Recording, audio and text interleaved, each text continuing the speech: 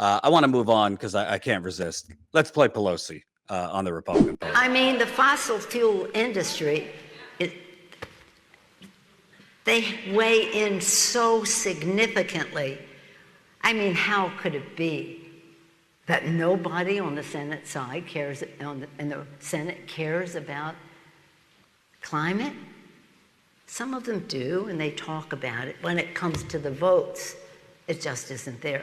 They just aren't there. So rather than saying, well, we have to defeat them, no, let's just try to persuade them. I want the Republican Party to take back the party. Take it back to where you were, where you cared about a woman's right to choose, and you cared about the environment, and all.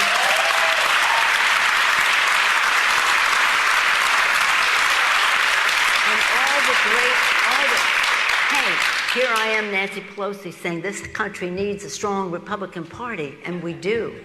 Not a cult, but a strong Republican I don't know if I missed the History Channel episode where Republicans at some stage were pro-choice and pro-environment. I mean, Nixon did create the EPA, so I'll give him that. But yes. Pelosi cares so much about the environment that she was the enforcer for this guy, Obama. Let's play that. And by the way, American energy production, you wouldn't always know it, but it went up every year I was president. And that whole suddenly America's like the biggest oil producer and the biggest that was me, people. I just want you to so obviously Democrats care so much about the environment that as the planet burns, Biden did not use his bully pulpit to force Joe Manchin either out as the Senate energy chairman, because he's a coal baron, literally running the committee that regulates the environment, which in most sane societies would be a gaping conflict of interest, or use his bully pulpit to say to Manchin, hey, your daughter, she's escaped prison for that price gouging. I might have to have my Department of Justice look into that. So obviously there were things Biden could do. But what's amazing to me, we don't need a strong Republican Party. We need a actual progressive party. That's what's missing here. She's not the only one. Other Democrats have waxed poetic about, the good old days of having a sane Republican Party. No, we need a populist, progressive alternative to the Democratic Party. Now we could get into it. Obviously, you know what I think about MPP. There is the Green Party, but it's just striking that they think the problem is not having a sane Republican Party. You know what? I watch Pelosi and I watch her ilk. They are Republicans. If you go back to I'm Bob Dole. I mean, these people were one and the same. They ate together. They played volleyball together, minus Bob Dole with his pen.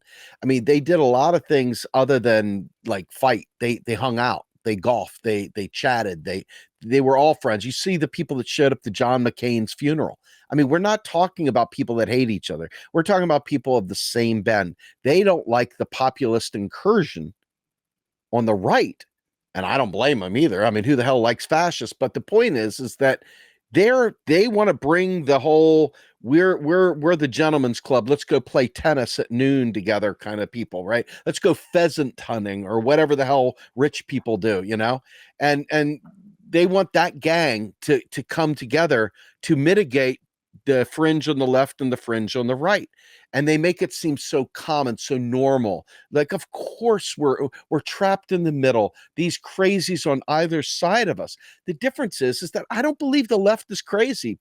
Jordan, I don't believe the left is crazy. If you go through issue by issue what we stand for, and you didn't tell anybody that we were lefties, you just said, these are things we stand for, they'd be like, yeah, I'm with you. You tell them, hey, I'm a lefty, and all of a sudden people lose their mind.